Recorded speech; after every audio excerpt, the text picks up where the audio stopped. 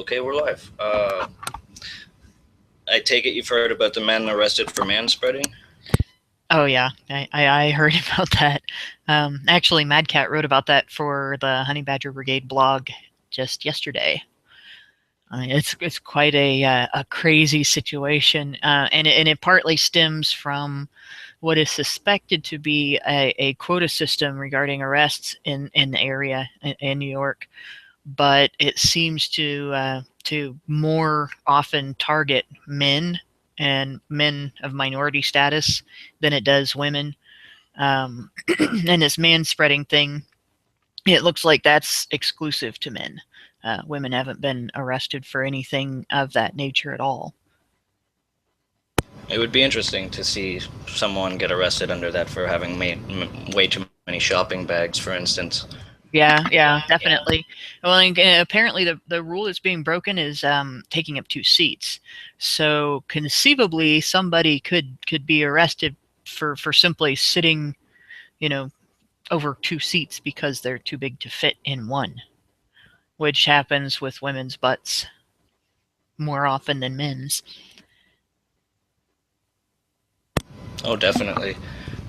I believe that actually was criticized because it happened at 12:41 a.m.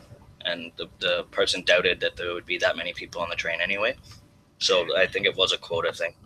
Yeah, the judge that has actually said this is, in fact, there's a type of dismissal that involves the crime not being considered a crime, and they dismiss it with a type of prejudice where if you are arrested again for anything else, then you go to jail, but they're basically not going to penalize you for the thing you got arrested for because it is the court's way of saying the arrest was bullshit.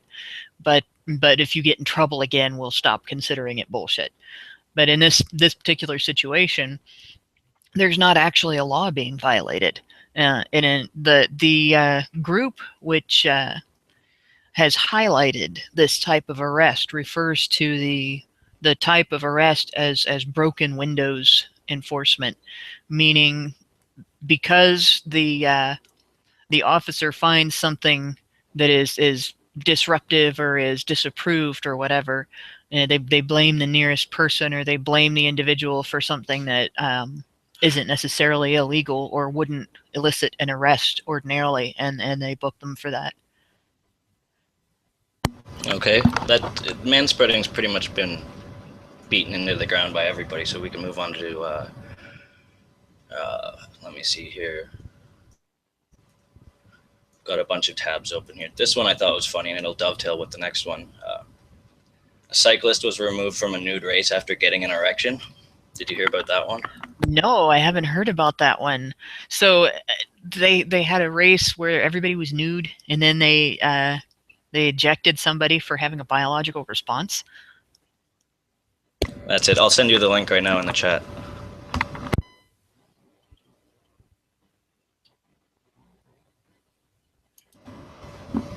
But it dovetails with the next story I picked because there was a guy denied access to a bike shop based on his gender in Edmonton. Did you hear about that one? No, I hadn't heard about that one either. Yeah, it's been a busy day. They were having a LGBT safe space at the bike shop, and he went there and was denied access. So it's what kind of bike shop? They just sell bikes and bike parts and do repairs, but for some reason they have an LGBT safe space 3 times a month, I believe it is. Yeah, 3 times a month. I see. So an LGBT safe space only allows women in? They told the guy that his wife could come in, but not him. And that doesn't make sense. I read about it first on the men's rights subreddit, and then now it's gotten in the paper, so it's picking up traction. Well, the nude cyclist story is really appalling. The idea that this is horrible. This one quote, I heard gasps and I turned around. It was a horrible sight, one witness is quoted as saying at the Cambridge News. That's pretty sad. The idea that it's a horrible sight when somebody has a biological response just would they say the same thing if it was a woman and her nipples became erect? Oh, that's the line that got me with this one. I couldn't stop laughing at that. It's so ridiculous. And that we do not accept this behavior. Like guys get erections on purpose. Do these people have these people actually like attended sex education classes in school as teenagers, or are they completely ignorant? Like, do they believe that women have? What was it? Was it the U.S. politician that he said that women have a biological response to sex or something like that, and so like certain things aren't rape if she gets wet? I think it was something like that. The one that I heard was the politician who talked about the tendency of stress to prevent pregnancy under certain circumstances, who suggested that women couldn't get pregnant from rape, which is a misunderstanding of that biological response. Stress can prevent pregnancy. It doesn't always. So it's possible for the emotional strain of being raped to protect a woman from being pregnant, but it's certainly not a guarantee. And there are situations where rape occurs, like statutory rape, that are not necessarily at the moment that it happens emotionally stressful. In some parts, because the victim doesn't understand what's going on, and may actually not be wise enough to object to it. So this is why we have a term for statutory rape that covers consensual sex. Is basically the individual who's considered the victim, male or female, isn't old enough to consent. So the idea that pregnancy occurring prevents it from being considered rape is ridiculous. And yeah, that was a Republican that said that, and it's very similar to the idea that an erection makes it not rape if a guy is the victim, like he has control over that. Treating this like he had control over that, it just blows your mind. And they've humiliated him with a news story now. I think at least he's not named. Oh, good, good. I was just about to check that actually. It looks like at least the Metro didn't name him.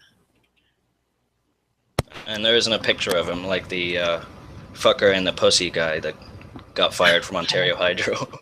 Yeah. Okay, let me find another story here. Okay.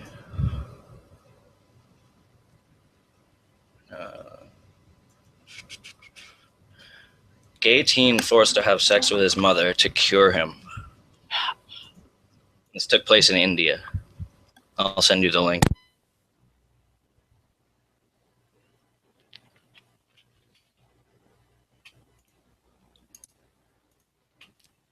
It's a pretty horrible story. Try that again.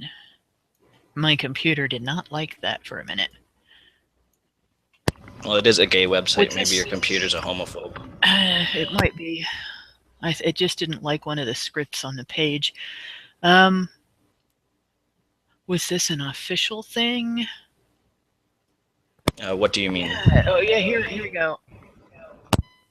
A teen was forced to have sex with his mother to cure him of being gay. An LGBTI rights group in India has said. The LGBT collective has warned there are more reports coming out of corrective rapes being carried out among the victim's own family members. So this is actually a phenomenon, not just a story about one person. Yeah, that's why it's shocking. I was completely unaware that this was going on, so it was so prevalent. It's not. It's actually not a new thing. Some similar behaviors have occurred in the United States as well, although not family members. It's actually, this is something that I've heard of in the past, but it's actually been almost 20 years since I heard of anything like that happening. Yeah, I do. Go ahead. I mean, I knew guys whose family members hired prostitutes to try to well, turn them not gay, basically, and who had to to deal with, basically defending themselves or escaping the situation. And I'm certain that they're not alone in what they experienced. I guess India's maybe behind the United States in this. That, or I don't know, maybe it still happens, but I don't know anybody that's told me about it recently. But this is really sick.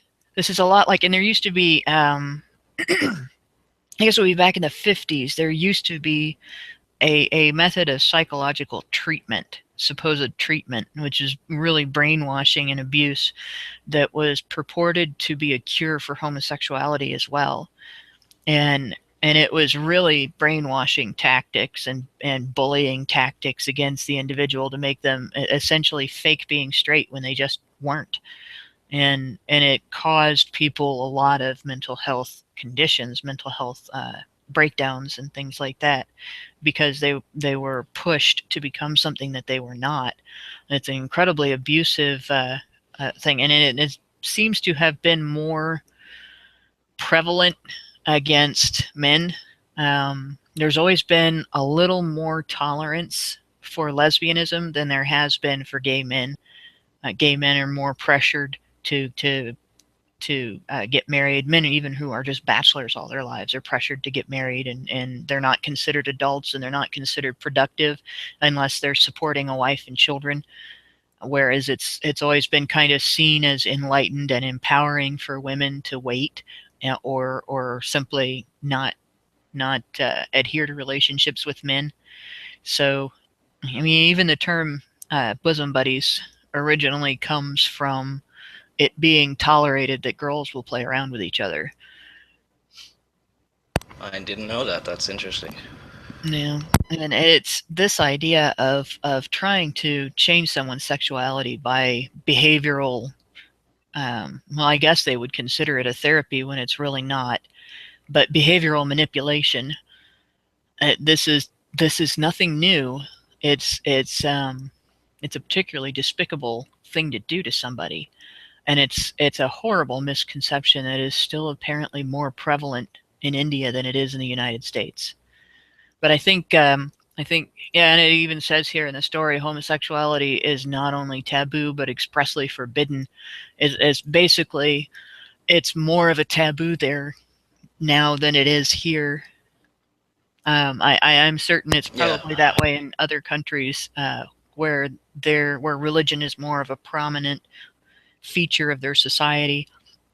And we're not a secular society here, but religion doesn't have quite the level. There isn't a religion that has the level of control over American society or a lot of Western societies anymore that religions seem to have in some Eastern and Middle Eastern societies.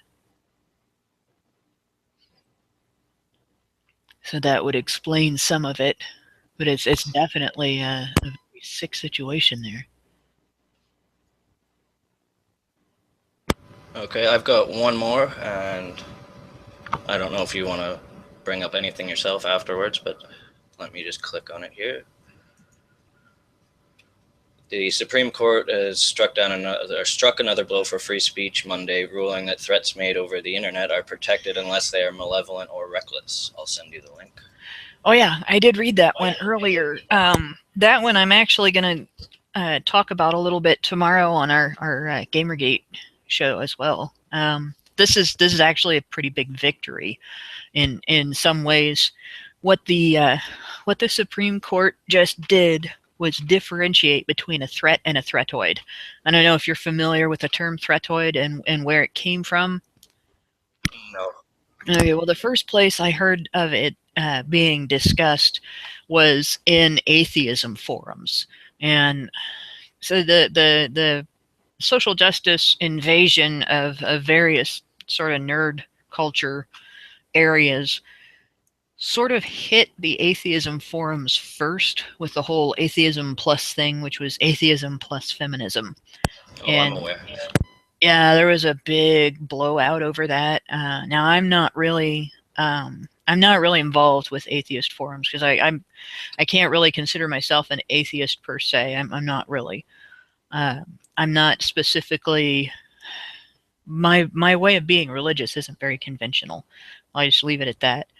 But it's my understanding that there was not only a huge blowout between feminist atheists and non-feminist atheists, there was a huge blowout between women and men in those forums, and there was a great deal of accusation tossing, including accusations of being of making threats, and those accusations revolved around considering things that were not threats but were taken as being threatening to be direct threats. Like, Elevator gate. yeah, things like I've been in debate, well, or discussion with feminists and with social justice warriors and so on, where I've been told I should go die in a fire. And that's not a threat. Nobody's threatening to set me on fire and kill me. That's simply an abusive statement, which honestly, because it's so stupid, you just let it roll off. It's not really an important thing. And that kind of statement would have been taken as a threat. And I can't remember who it was that coined the term threatoid to describe that, but it was somebody in the atheism forums. One of the people who was on the non-feminist side of that discussion explained, the type of statement that is considered abusive or is very rude and references a violent experience or a painful experience that somebody might take to be a threat when it's not a threat. It would be a threatoid. And talking about violence from maybe a third person perspective or something like that. And that's basically what I can't think of the guy's name either. I have to look at the link. I had put all that stuff away. I had put all that stuff away prior to the nerdcast that I was just in. See What if was I the can look topic here. there? The I didn't. the I didn't hear it. Supreme. Oh gosh, Quentin Tarantino films, which is funny because I'm not really a Quentin Tarantino fan. I don't hate his stuff or anything, but I'm not really familiar with his work. Here we go. Anthony Ilonis was the guy's name, and apparently he had talked about his anger. He really talked out his anger, and he had started rapping and posted stuff to his Facebook and stuff like that. It doesn't look like he followed his ex-wife around the internet or contacted her and sent her things, just that she saw stuff he was saying and took it to be threatening, which personally I'd say if you don't like what your ex-husband is saying, stop reading his Facebook page. But she took it to be threatening, and she took it to court. She filed charges, and lower courts upheld them. And the higher court has essentially said, no, you actually have to threaten to do something to somebody for it to be considered a threat. And it gets into that legal void of the term reasonable, because it can mean so many different things depending on different situations.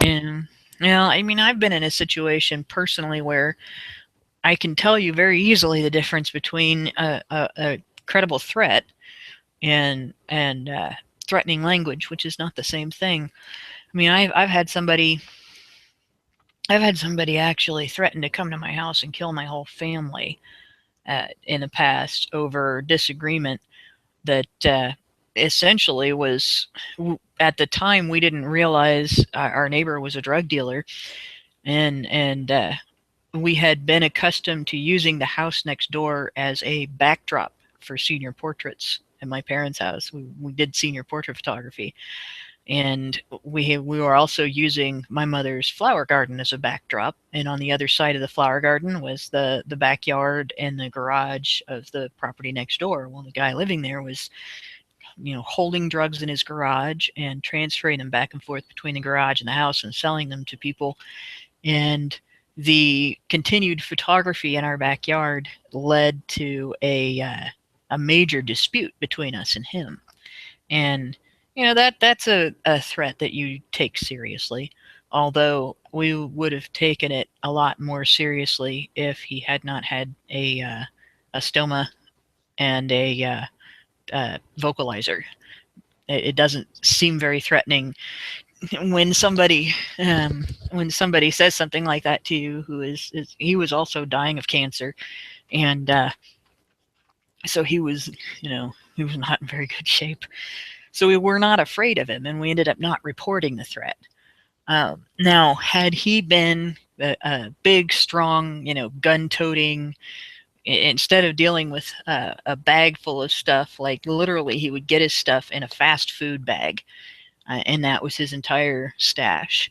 Um, if he had been somebody that had somebody bringing in truckloads of stuff to sell, or he was manufacturing it himself, and he was ruthless and scary, then that would be a credible threat, and we would have reported it to local police, and we would have been a lot more cautious around the guy and everything. As it was, well, we kind of ridiculed it. He said, "I'm going to come over to your house and kill your whole family in the middle of the night," and we looked at him and went, "Okay," and that really kind of killed the mood of the situation.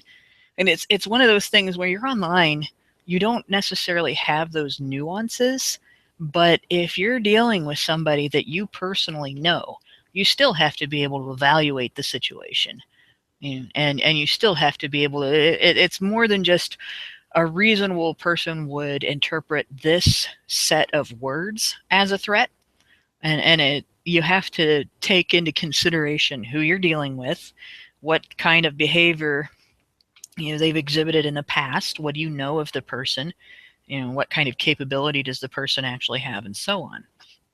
And when you're dealing with a complete stranger online, you also have to deal with, what does this person know about you?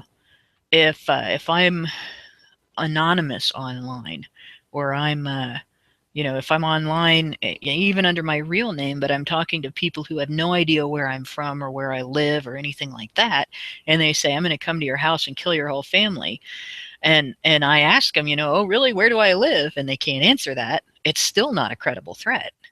It's a credible threat when somebody says they're going to do something to you, and acknowledges having the means, or hints that they have the means.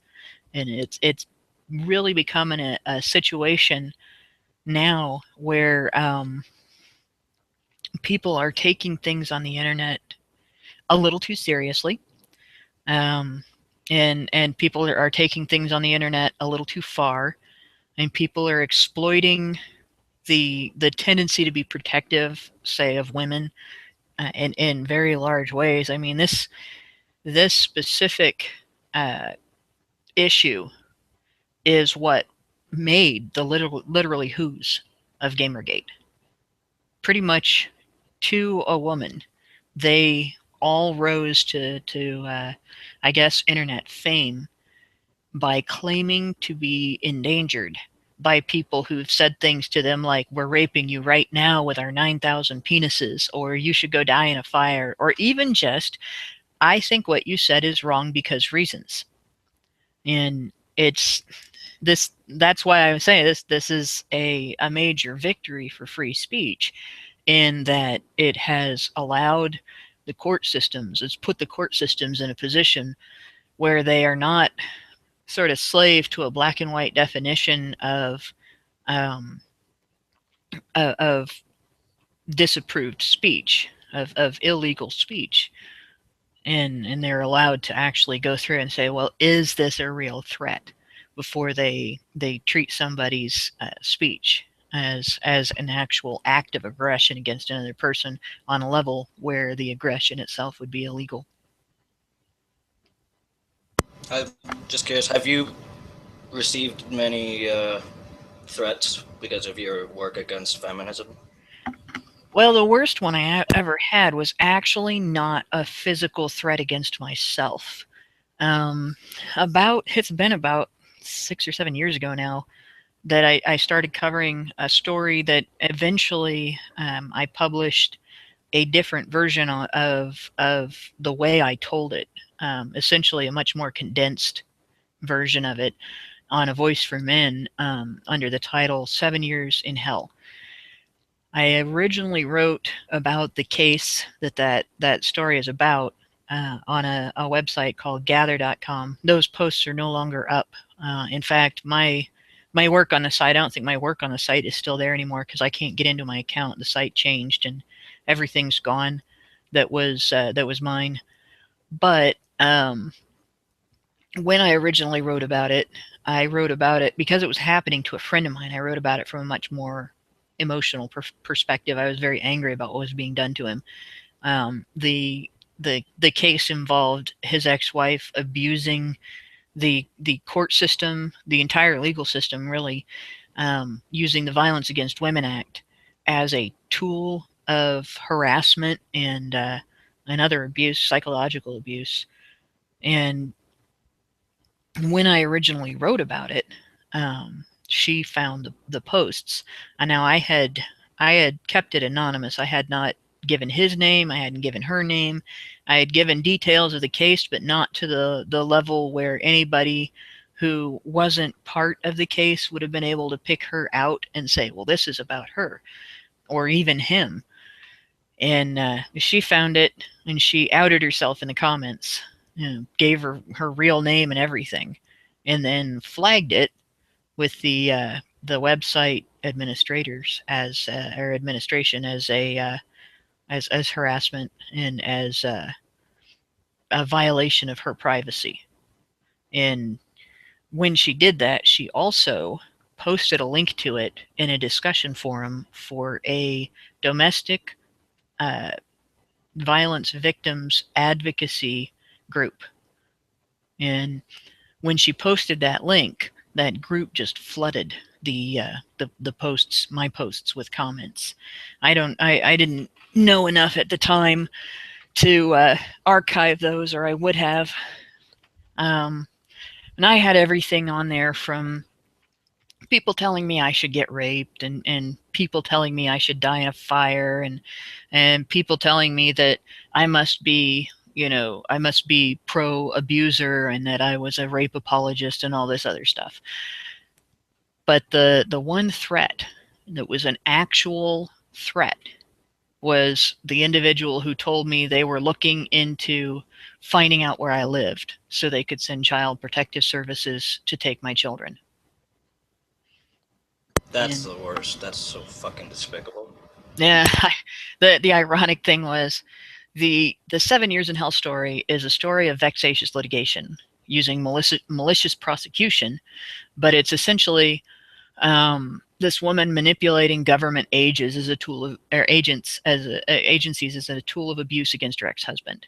And in response to my writing about that and exposing the fact that a local domestic violence victims advocacy group was aiding and abetting her in this process, and they knew they were doing it, I was threatened with further vexatious litigation and manipulating government agencies as a means of silencing me.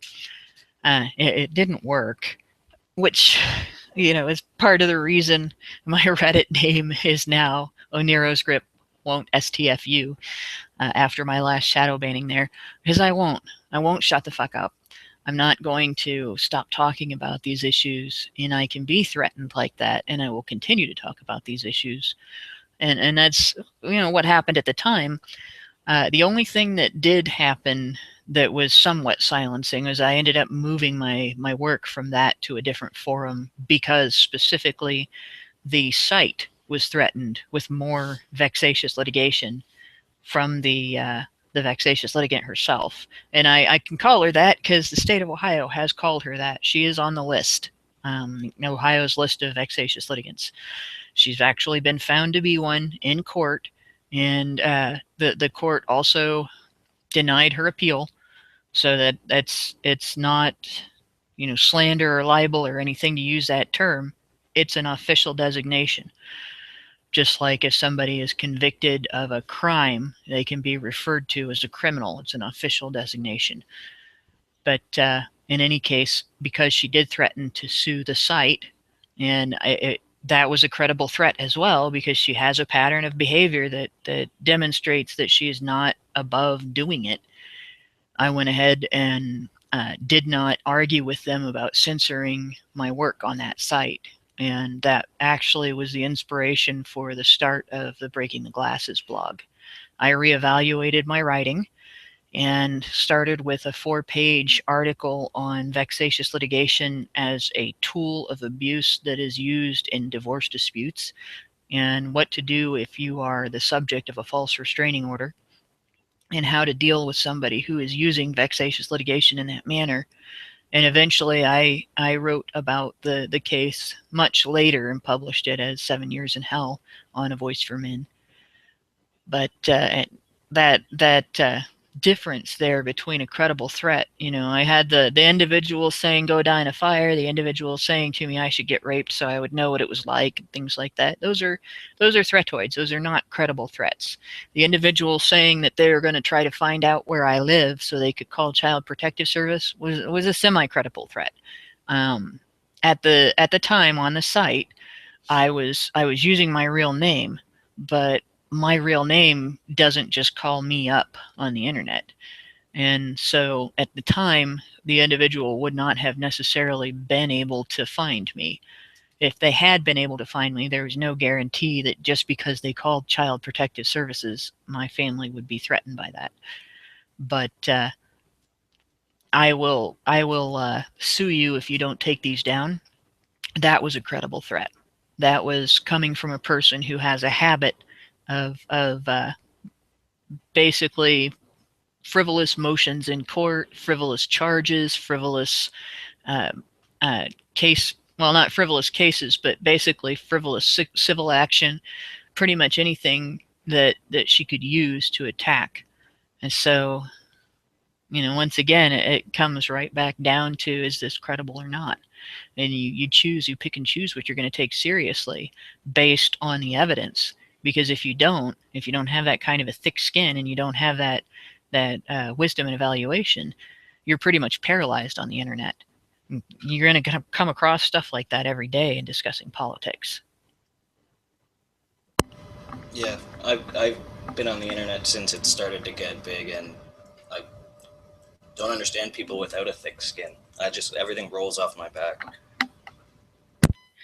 And you kind of have to. I mean, this behavior has existed for as long as the internet has been an internet, and not just computers individually dialing each other up, through phone modems. I mean, this I used to see this kind of stuff in AOL chat rooms and on bulletin board systems, and this is nothing new. You know, go die in a fire is nothing new. This is even, I'm trying to think, it was 1996 the first time somebody actually told me I wouldn't say that if I'd ever been raped. I should get raped so I would know what it was like. And that was actually in a discussion about drunk sex and whether or not it always constitutes rape, and whether or not it only constitutes raping women. And I was told that over asking why it doesn't it doesn't go both ways. And because back then people were pretty blunt about saying that it didn't because girls, and there wasn't really anything logical about it. So I mean, this is old news as far as I'm concerned. I've seen this in discussion about vaccine refusal. I've seen it in discussion about other political issues, um, left-right political issues, political parties, and whether or not they're worth anything. It's everywhere. And if you can't deal with this kind of discussion, you don't really belong on the internet. Exactly. I have one more. If you want to check here, I've got a Oh story. yeah. I'll send you the link. It's a Black Pussy had another show canceled. Are you familiar with that band? Vaguely. There's I been saw something about this earlier. They they had a show canceled because their name is interpreted as an attack on black women, correct? yeah, that's the one. There's been online petitions, and I can't remember how many. Maybe 3 shows have been canceled now. Now, was their band name actually? What was it? It was said that their band name was taken from the song Brown Sugar. I heard someone say that it's a play on that, and then they said that the Brown Sugar song implies rape during slavery or something. I'm not a huge fan of the Stones, so I don't know the lyrics off the top of my head. Well, I've never read the lyrics, so I don't know. A It's lot of something I times, read what's on Tumblr. what's yeah, I was gonna say a lot of times what's on the radio is not always easily discernible. I do like what the quote at the end says: "Real feminists not offended by band name." Black Pussy frontman says. Hmm.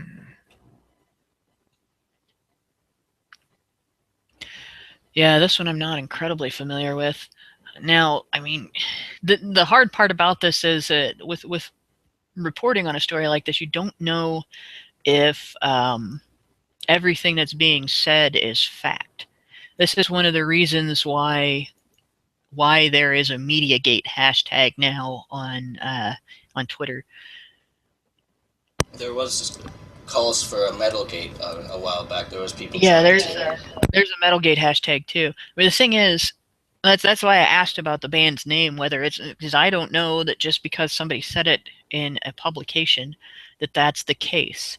The name might have nothing to do with the song Brown Sugar, and the interpretation of Brown Sugar may be incorrect or it may be correct. That would be something that if it was that a song written by Mick Jagger. I just find it amazing that people will just jump on the bandwagon and get so many signatures on a petition without actual clarity. Because I'm still in the dark, pretty much, like you said. Well, that's actually consistent with slacktivism in general. Um, and it's actually like the website Snopes.com, which is marginally credible itself. It's basically a couple that is very good with Google foo, but not necessarily perfect. Um, and it's because there's all kinds of stuff like this to debunk on the internet. From the moment email was invented, people started sending out, you know, fake emails and scam emails that were just basically designed to get attention or to see if they could make something go around. This person's been kidnapped and hasn't been returned home. You know, if you forward this email to as many people as possible, Microsoft will pay for this person's cancer treatment, stuff like that. Those are all those are all things that have existed as long as the internet as well. What's really unfortunate is seeing them make their way into news media, because news media no longer fact checks. They just report what they want to report.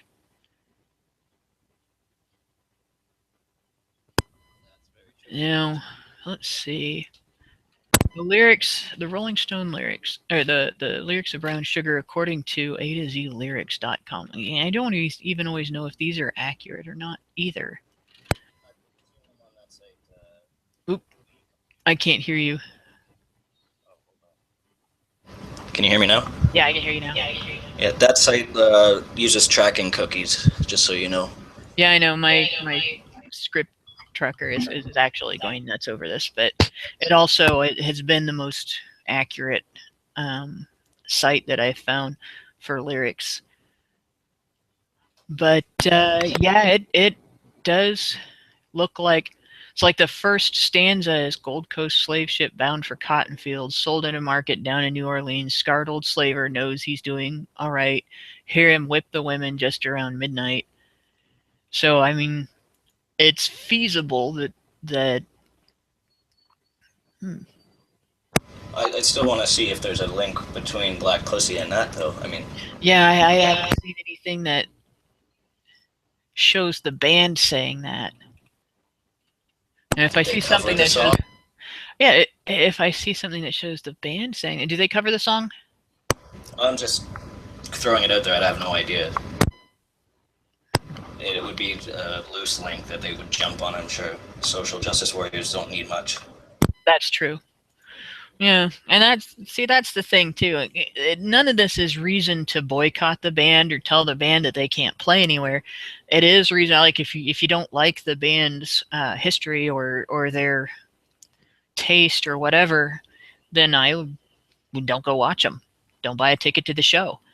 But the idea that somebody should be silenced because they're saying something unpopular or they espouse unpopular beliefs, that's ridiculous. In fact, if they are racist, it's better that they're identified, that they're allowed to spew bullshit, so that people can actually look at it and say, "God, that's bullshit. Racists are stupid," and essentially debunk what they have to say and move on. Um, Let them hang themselves with their words, basically. yeah, this is one of the things that this is one of the great disservices that social justice warriors do. the the need for the free exchange of ideas doesn't just extend to good ideas. Bad ideas need to be discussed so that people recognize them for what they are, and understand why they're bad ideas and why adopting them is bad or is foolish or wrong or damaging or harmful or whatever means by which the idea is a bad idea. And if we don't do that, we don't have a way of learning about, just because we have intellectual capacity that other animals don't have does not mean humans are pure. And of course we have a dark and predatory ugly side to our species. And of course we have instincts in all of us that, if we do not pay attention to them and understand them so that we can overcome them, we cannot become a better group of people, a better society, or better as individuals. Everybody has a tendency to be selfish in some way or another. Everybody has a tendency to be judgmental first. Everybody has a tendency to be defensive of themselves. And so we have these things come up in our society where we other people, and we adopt hateful belief systems, or even just hateful attitudes, if we don't pay attention. And unfortunately, paying attention means more than just looking at the prettiest aspects of life. We have to know what those things are so that we don't adopt them, so that we don't trip over them, step on them, fall into them, and so that they don't hide in dark corners of our society and fester. It's disconcerting to see it actually successful though in the case of Black Pussy, whereas things like other things that social justice warriors touch seem to explode and it backfires on them, like Protein World, for example. Yeah. Now, the Protein World story was kind of hilarious. Nobody's required to adopt an attitude that only one type of body belongs on the beach just because they see it on a billboard. And social justice warriors act like only one body type has ever been shamed. Only one body type has ever been adopted as the most beautiful body type. History shows differently. If you look back at the 50s, even, and it's not even that long ago, it's still within 100 years.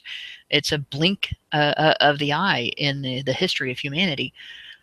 The measurements of a woman compared to the measurements of a woman in the 90s that would have been considered the most beautiful would be dramatically different. A woman in the 50s whose waistline was as small, or whose bust line was as small as, excuse me, Kate Moss in the 90s, would have been considered underfed. People would have looked at her and said, "Are you sick? Are you okay?" And even in the 60s, like Twiggy was something new, and she was actually controversial in her. She had popularity, but there were also people that were like, she's too skinny, she's too little. There's a great deal of criticism, and we've gone back and forth in physical appearance standards for both sexes, where there were times when it was popular to be what today would be considered overweight, and there were times when it was popular to be what today would be considered underweight. And there's always also been a consistent preference for healthy bodies and things like that. But the idea that you pick out one type of body and say the existence and celebration of this body type is taboo because it makes everybody else feel bad, that's ridiculous. Um, it's basically making other people responsible for your feelings and your self-esteem. Nobody can fix that for you. You have to do it yourself. You have to make those decisions yourself, and you have to be able to stand by them. And it's a great and terrible disservice to people that social justice warriors are actively teaching people to be at the mercy of other people's opinions instead of looking at themselves and evaluating themselves and building themselves the way they want to be, and uh, and deciding to respect the things about themselves that are good and worthwhile. I mean, my body is not beach ready. I'm 42 years old and gravity works. I've had a kid. I wouldn't put on a bikini. You can pay me to put on a bikini, but I don't care. I've been working on other things that I'm much happier about. And it's really no skin off my nose to look at a bullet or a billboard and see a woman with a perfect figure and unflawed skin and the perfect bikini body, and see that she's beautiful, and see an ad for something that's designed to sell, and that doesn't bother me. It doesn't make me feel bad about my body. It doesn't make me feel bad about the choices I've made. And I would only feel that way if I decided it was important to me to get those responses from other people. And it's the attitude people have to learn to take. What are your thoughts on the health at every size movement that you've probably encountered on Tumblr once or twice? Well, that's even more damaging. You know, we have medical evidence that putting on too much weight, if you already have a vulnerability toward things like diabetes or stroke or heart attack or anything like that, that makes you more endangered. That if you don't maintain your physical health, that you are at risk. To actually tell people that that's not true when there is medical evidence that it is is horribly dangerous. It's horribly irresponsible.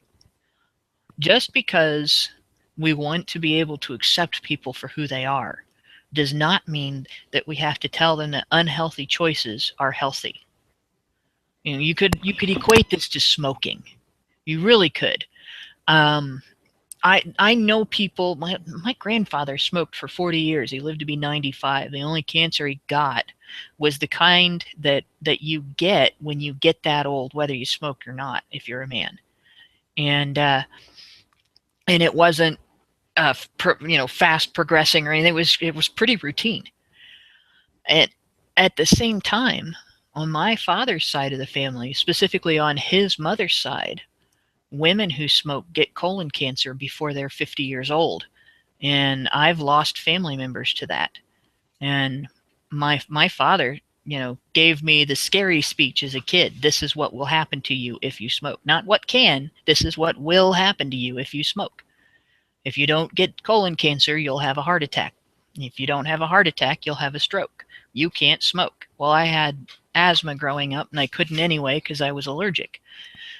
But if you equate the two movements, if you had people who felt threatened by other people's health choices related to smoking, who could not be okay with their own smoking habits if everybody didn't do it, those people would have been telling me, oh, your father lied, oh, your family history doesn't indicate anything, oh, you're not at any risk, here, put a cigarette in your mouth.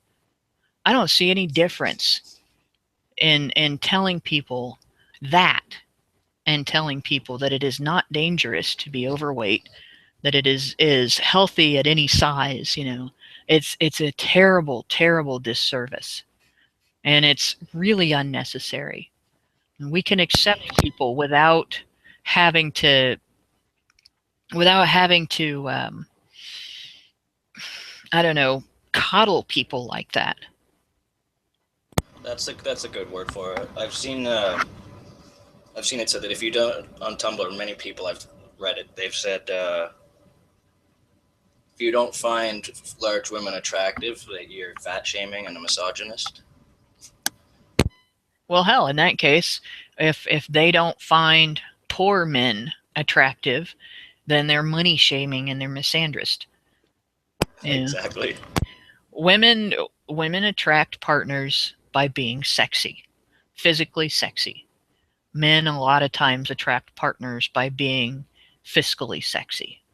It's not always the case in either side. Not all men are limited or limit themselves to partners who are biologically, sexy, and not all women have to marry rich guys. But I think it's a pretty good equivalent. If the Okay. guy's income is. Sorry. Go ahead. Oh, go ahead. Oh, I was just gonna end it, but if you want to do that, to say something else, Well, yeah. go ahead.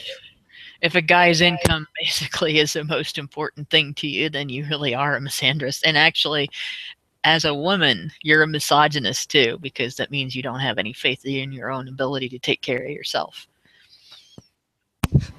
That's a great place to end it, actually. So thanks again. Well, Do you thanks for want to having me on. do you want to plug your blog or anything? Well, you can find me at breakingtheglasses.blogspot.com, and also on the Honey Badger Brigade site. It's honeybadgerbrigade.com. I've recently, I'm insane. I've lost my mind. I've taken over the editorial position for that, so I'm now going to be the I guess you could call me managing editor. We're not really big enough to have that kind of a title, but I'm going to be, I write for the site. I'm going to be the person responsible for making sure that the blog keeps running. Okay. Well, you have yourself a great night, and thanks again. Well, thanks again for having me on. All right. Cheers.